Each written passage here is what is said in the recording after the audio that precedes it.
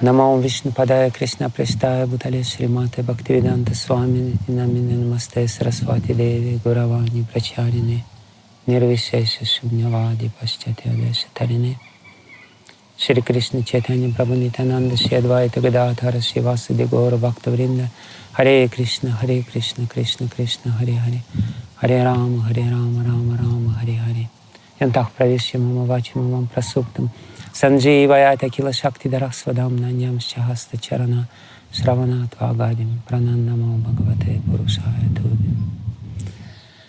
Харе Кришна, дорогие вайшнавы. Тема моего выступления — эпидемия коронавируса. И прежде всего мне хотелось сказать несколько слов о том, как преданный должен вести себя в этой ситуации, что ему нужно делать, что ему не нужно делать. Мне приходят различные посты или какие-то письма. Некоторые из них очень тревожные. Преданные разделились. Кто-то говорит, что коронавируса вообще нет. Недавно мне пришло видео, где доказывается, что это очередной заговор, что никакого коронавируса нет, и все это придумано только для того, чтобы заставить людей вакцинироваться. Кто-то, наоборот, нагоняет страху, ужасу, пророчит, страшные какие-то прогнозы делает и так далее. Это, в общем-то, обычная реакция людей на такую беспокоящую ситуацию, когда ум начинает возбуждаться, и в этом возбужденном уме появляются всевозможные странные вещи. Сейчас, как никогда, нужно стараться сохранять спокойствие, ясность ума, и главное, не поддаваться ни на панику, ни на какую-то излишнюю браваду. Чтобы задать тон нашему обсуждению, я хотел сначала прочитать слова Шрилы Прабхупады из книги «Совершенные вопросы, совершенные ответы». В 6 главе этой книги Боб Коэн спрашивает, задает Шриле Прабхупаде вопрос. Но, скажем, когда я в городе, где я живу, я пью кипяченую воду, потому что от сырой можно заболеть. Так вот, если я достаточно возвышен, должен ли я продолжать кипятить воду, чтобы не заболеть? Значит ли это, что я могу пить любую воду? А если я поступал неправильно, я все равно заболею. Шрила Прабхупада, как всегда, отвечает с изрядной долей здравого смысла, и одновременно с этим его ответ проникнут состраданием. Находясь в материальном мире, говорит Шрила Прабхупада, мы не должны пренебрегать его законами. Это относится ко всем законам материального мира. Предположим, вы отправитесь в джунгли, где живет тигр. Если вы знаете, что он наверняка нападет на вас, зачем добровольно подвергать себя такой опасности? Преданному не следует считать, что пока у него есть физическое тело, он обязательно должен им рисковать. Мы не бросаем вызов материальным законам. Я стал преданным и могу больше не считаться с законами. Это глупость. Дальше Шрила Прабхупада приводит стих из Бхакти-расамрита Синдху. Преданному следует принимать то, что необходимо для жизни, не привязываясь к этому. Он будет пить кипяченую воду. Но если кипяченой нет, значит ли это, что он вообще не будет пить воды? Если ее нет, он будет пить сырую воду. Мы едим прасад Кришны, но во время путешествий нам иногда приходится есть в гостиницах. Если человек стал преданным, должен ли он думать, я не буду ничего есть в гостинице, я буду голодать? Нет. Итак, Шрила Прабхупада очень четко дал нам установку. Мы должны соблюдать законы этого мира. У нас есть тело, и это тело подвержено болезням. На самом деле ситуация реально очень сложная. Наверняка вы все слышали о Манохаре Кришне Прабху, который был первой жертвой эпидемии коронавируса. Он встречал гостей в Бхактивиданта Мэннере, заразился и умер. Сейчас его сын, 42 лет, достаточно молодой еще человек, находится в критическом состоянии. Он ученик Шрилы Радханатхи Свами. Манохар Кришна Прабху был учеником Бхактичару Махараджа. Он в течение долгого времени лежит в реанимации, и непонятно, каким образом все, какой будет в конечном счете исход. Недавно я узнал о том, что умер еще один преданный ученик Джанананды Госвами и так далее. Это на самом деле самое начало. Эпидемия — это очень серьезно, и нам нужно помнить об этом. И в конечном счете абсолютно неважно, результат это какого-то заговора, химического оружия или еще чего-то. Мы преданные, и нам нужно сохранить свои жизни, жизни своих близких, для того, чтобы мы могли продолжать в этом мире миссию Шрилы Прабхупады. Мне хотелось дать несколько рекомендаций, как духовных, так и материальных рекомендаций, чтобы преданные хорошо знали, каким образом нужно действовать, и при этом не велись на какие-то очень упрощенные, многообещающие советы. К сожалению, тоже и в среде вайшнавов я видел выступления, когда люди говорят, что достаточно просто жевать имбирь, и никакая вирусная инфекция вас никогда не возьмет. Нет ничего плохого в том, чтобы жевать имбирь, нет ничего плохого в том, чтобы пить напиток с куркумой или увеличить количество куркумы в блюдах, которые мы предлагаем Кришне. Но не нужно думать, что все это будет панацеей от вируса. Я хотел сказать несколько слов по поводу того, что говорит Аюрведа, о том, как надо действовать в подобных ситуациях. Недавно я видел видео одного аюрведического врача, который объясняет в целом стратегический подход аюрведы. Прежде всего, конечно же, аюрведа говорит, что на уровне тела человек должен позаботиться о том, чтобы его иммунная система работала как следует, чтобы его иммунитет был сильным и здоровым.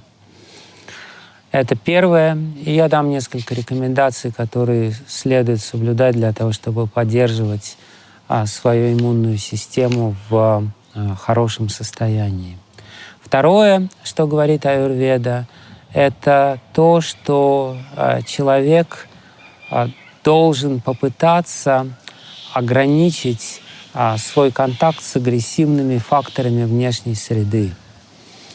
Это вполне авторитетный аюрведический совет, поэтому все меры предосторожности, которые предлагают нам соблюдать правительство, в частности правительство Индии, они очень важны и своевременны. Это, по сути дела, означает ограничить резко свой контакт со всеми теми факторами риска, которые существуют, то есть контакт с людьми, контакт с возможными поверхностями, на которых есть вирус. Это важная вещь. И, наконец, третья вещь — это, в общем-то, ясное понимание того, что есть карма, и то, что вирус в конце концов является инструментом кармы, и какие-то страдания, которые они причиняют, они тоже записаны в нашей карме. Это не значит, что мы должны действовать пассивно, но это значит, что мы должны философски относиться к возможности заболеть. Я пытаюсь более подробно и сбалансированно расставить точки над «и» в этих трех сферах, о которых говорит аюрведа, как нужно реагировать. Первое — это укрепление иммунной системы. Иммунная система ослабевает у человека, когда накапливается слишком много амы или продуктов распада, продуктов недопереваривания пищи.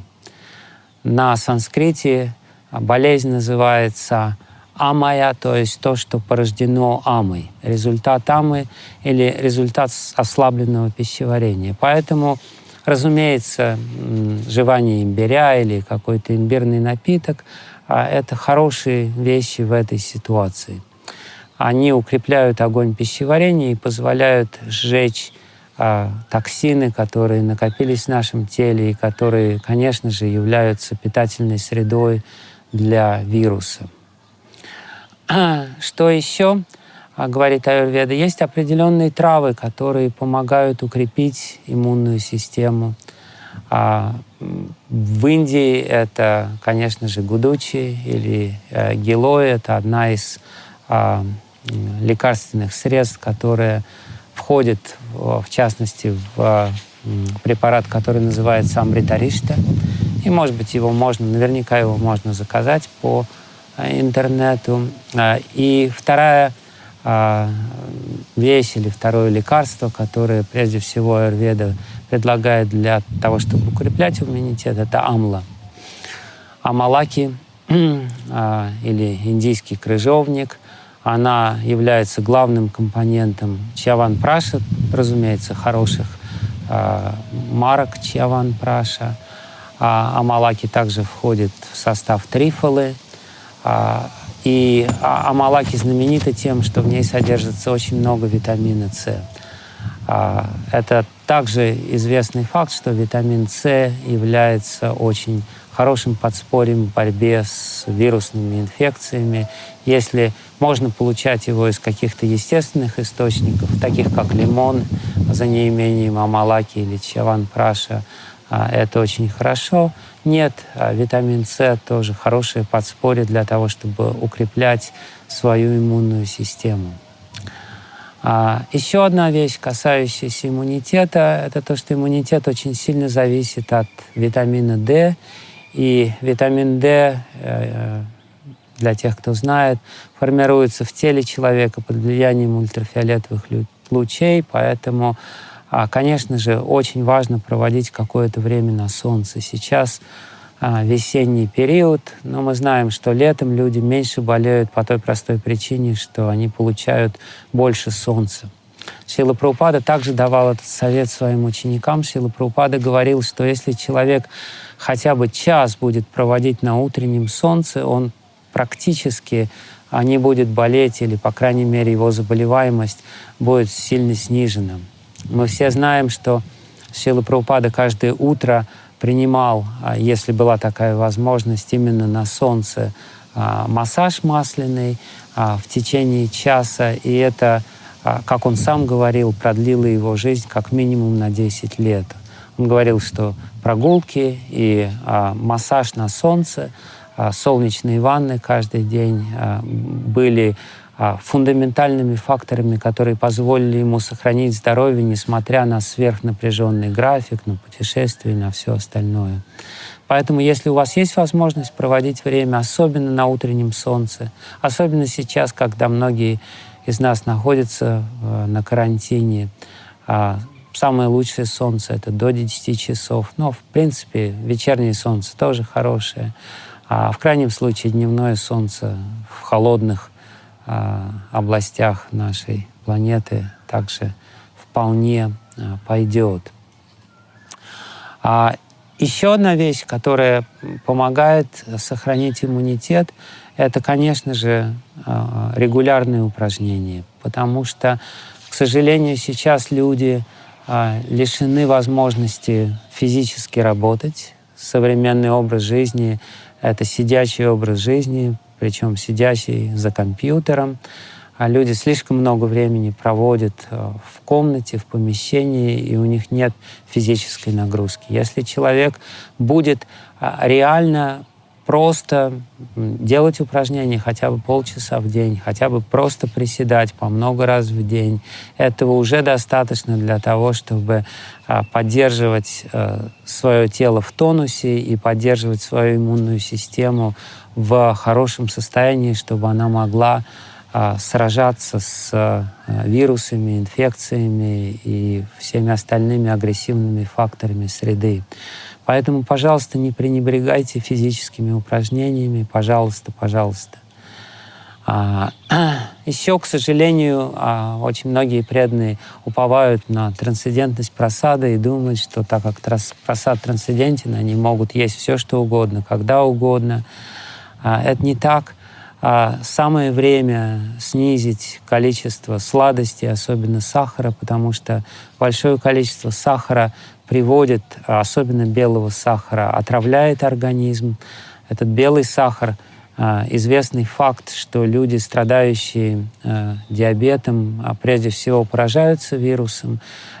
И диабет — это болезнь, при которой накапливается сахар в крови, большое количество белого сахара, употребляемого нами в сладостях, во всем остальном, конкретно совершенно оскверняет, загрязняет нашу кровь и приводит ко многим другим нежелательным последствиям.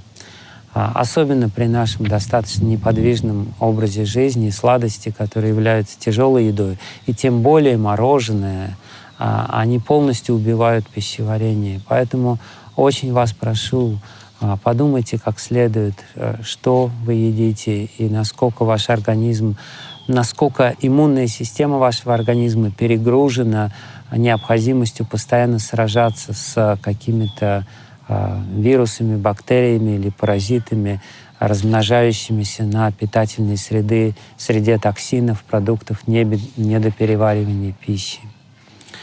Это то, что касается первой части — поддержания своей иммунной системы в порядке. Кроме того, как мы знаем, коронавирус прежде всего поражает слизистые оболочки. Он поражает слизистую оболочку носа, слизистую оболочку языка, рта и слизистые оболочки глаз. Это то, через что коронавирус проникает в наш организм. Поэтому рекомендуется носить маски и так далее, чтобы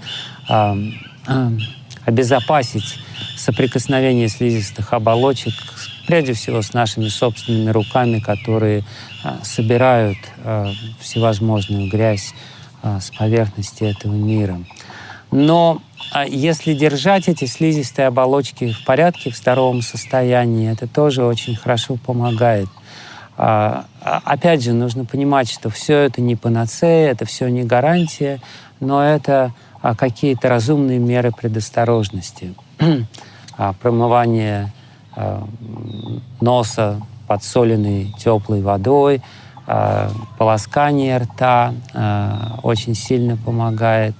Аюрведа также советует пить особый напиток из имбиря, куркумы, аявана, упаренный на 1/4 или на 2/4 воды. Это тоже хорошее подспорье для улучшения пищеварения, для уничтожения токсинов. Если вы можете закапывать хорошее кунжутное масло в нос по 1-2 капли каждый день, это также хороший, полезный совет, который поможет поддерживать иммунную систему в порядке. Вторая вещь, о которой я сказал, касается воздержания, но тут, в принципе, все понятно. Тут нужно тщательно мыть руки, носить маску, если можно, держаться подальше от других людей, от каких-то больших скопищ. И, конечно же, к сожалению, нужно прекратить все наши собрания, перевести их в режим онлайн и следовать всем тем правилам и рекомендациям, которые дают врачи, не смеяться над ними и не говорить о том, что мы преданные, что мы собрались для того, чтобы прославить Господа, поэтому с нами ничего не случится. Господь, конечно же, защищает нас, но рисковать ни в коем случае не нужно. И, наконец, третий момент, касающийся последствий. Мы знаем, что очень часто современная медицина пытается устранить все эти нежелательные последствия, убирает симптомы, загоняя болезнь еще глубже. Аюрведа не советует это делать. Если температура поднялась по той или иной причине, будь это коронавирус или какая-то другая вирусная инфекция, и если эта температура не угрожает жизни, то есть она не достигла слишком высоких размеров, то лучше потерпеть, чтобы эта защитная реакция организма могла сделать свое дело, уничтожить коронавирус или какой-то другой вирус, который проник. Не нужно слишком торопиться убирать все симптомы, потому что в конечном счете это только усугубляет болезнь, а не помогает. Когда человек отстрадает положенное ему, разумеется, речь идет о каких-то очень разумных рамках. Если речь идет об опасности для жизни, то нужно применять все необходимые средства для того, чтобы устранить эти последствия или эти реакции. Но, как правило, когда человек проходит через сложный период болезни, если он к тому же действует разумно и соблюдал все остальные меры предосторожности, то болезнь протекает не так тяжело, не в очень тяжелой форме, и после этого он становится сильнее, у него вырабатывается иммунитет к этой болезни. Поэтому, если вы заболели, конечно же, прежде всего обращайтесь к врачам, но если болезнь протекает в легкой форме, то надо перетерпеть какие-то небольшие симптомы, не пытаться поднимать панику. Речь идет еще раз не о том, чтобы не принимать меры, но о том, чтобы не паниковать по каким-то пустякам. Еще раз поймите, мы должны пользоваться средствами современной медицины в разумных пределах, но должны также определять, где эти пределы начинаются, где эти пределы кончаются. Для этого есть врачи квалифицированные. Обращайтесь, конечно же, к ним. Врачи преданные, у которых есть понимание каких-то более глубоких законов материальной природы. Они скажут вам, вот тут вот нужно обязательно принять лекарство, не сомневаясь, а тут можно немножечко потерпеть и, пройдя через эту сложную фазу, стать сильнее и научиться помогать другим.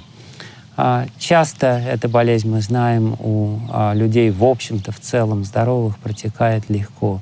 Но сейчас прежде всего нужно позаботиться о том, чтобы действительно тело было достаточно обладало сопротивляемостью и принять все меры предосторожности, чтобы не заболеть. Если заболели, обращайтесь к хорошим врачам и, главное, не бойтесь. Другая вещь, о которой мне хотелось сказать, это, собственно, то, каким образом мы должны относиться к этой инфекции на уровне речи. Мы все знаем, что есть 3 большие сферы, в которых мы действуем. Деятельность на уровне тела, деятельность на уровне речи и деятельность на уровне ума.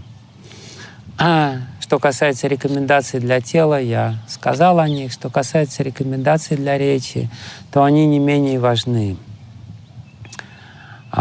Сейчас достаточно сложное время. Мы знаем Кали-юга. Это время вражды и лицемерия, когда вражда распространяется волнами. Люди по поводу и без повода ссорятся друг с другом. И эта агрессия, она приводит также к агрессивной реакции со стороны окружающей среды. В конце концов, что есть вирус? Вирус — это агрессия окружающей среды как ответ на внутреннюю агрессию нашего сердца. На уровне речи, если нет какой-то очень жесткой, суровой необходимости, а ее, как правило, нет, проявлять какую-то агрессию, мы должны контролировать свою речь.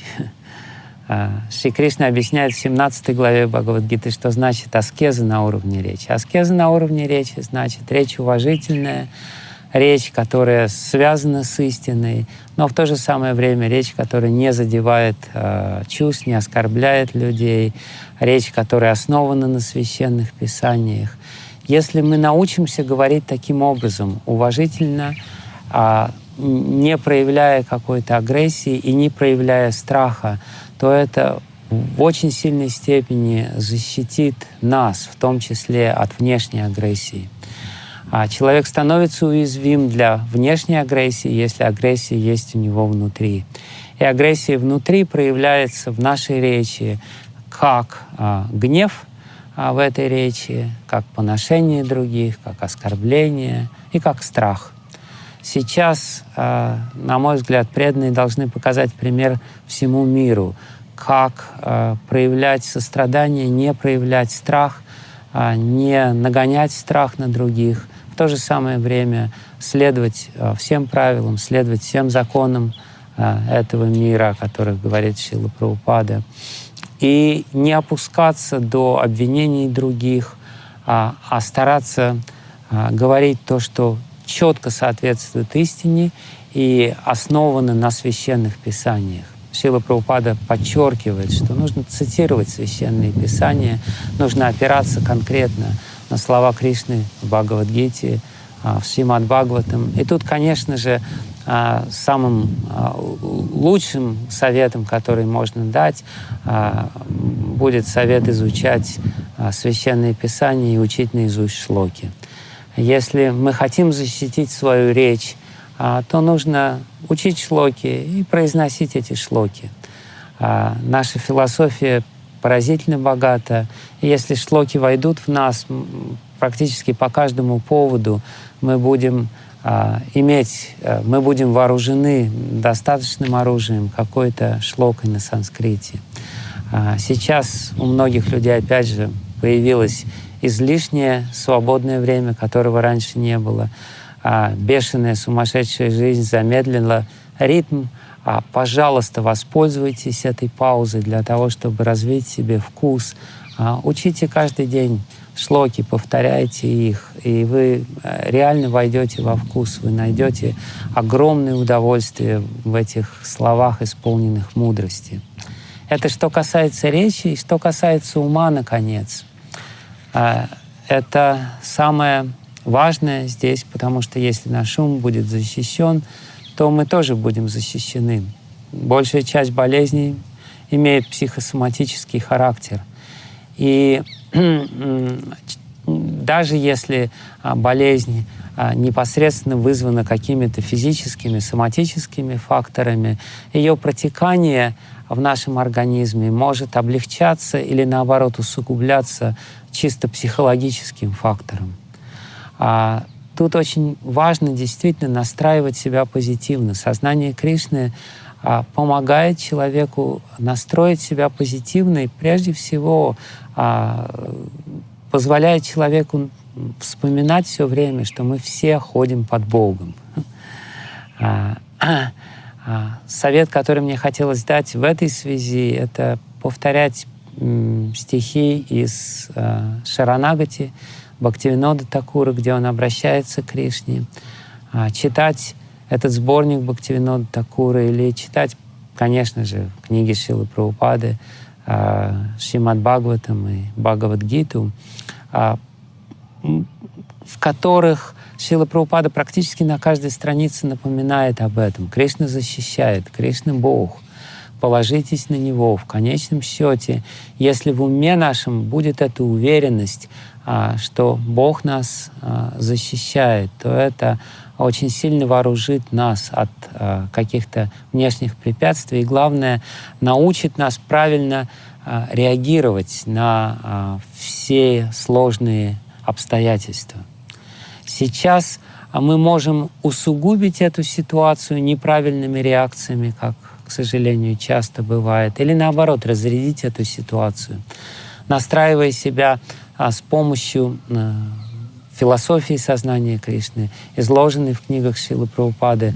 Мы получим от него заряд сострадания, заряд любви и других позитивных эмоций, которые смогут защитить наш ум. Если нам нужна какая-то вакцина сейчас, то вакциной для ума, конечно же, являются книги Шрилы Прабхупады и эмоции, которые Шрила Прабхупада в этих книгах несет. Эмоции, которые он принес и которые заражали его учеников. И прежде всего эмоция сострадания. Они видели человека, который искренне сострадает. И это та самая эмоция или та самая прививка, которая может сделать наш ум неуязвимым для всех болезней, и прежде всего для тонких болезней, которые сейчас в гораздо более опасном виде распространяются по интернету. Болезни оскорбления, болезни гнева, болезни вожделения и так далее. Поэтому мы должны стараться защищать свой ум, все время напоминая себе о том, что мы ходим под Богом, и что в конце концов все зависит от Него. Это не значит, что я не должен действовать, но это значит, что я должен быть счастлив и благодарен Богу за то, что у меня есть возможность помнить о Нем, повторяя Его святое имя. Ну вот несколько рекомендаций, которые мне хотелось дать. Нам нужно защитить свой ум от болезни атеизма. Нам нужно защитить свою речь от страха, паники и гнева. Нам нужно защитить свое тело, работая над иммунной системой и принимая нужные меры предосторожности. И нам нужно защитить свою душу, постоянно повторяя святое имя. Харе Кришна, Кришна, Кришна, Харе Харе, Харе Рама, Рама, Рама, Харе Харе. И если мы будем как следует защищены на этих 4 уровнях, на уровне тела, на уровне речи и на уровне ума, и на уровне души, то тогда никакая эпидемия нам не будет страшна. Еще раз, пожалуйста, всерьез отнеситесь ко всем мерам предосторожности. Каждый вайшнав очень и очень дорог Шриле Прабхупаде. Каждый вайшнав очень и очень дорог Бхактисиддханте Сарасвати, всем нашим учителям. И каждый вайшнав играет очень важную роль в том, чтобы помочь людям найти выход из этого лабиринта, в котором находится сейчас мир. Спасибо большое. Харе Кришна.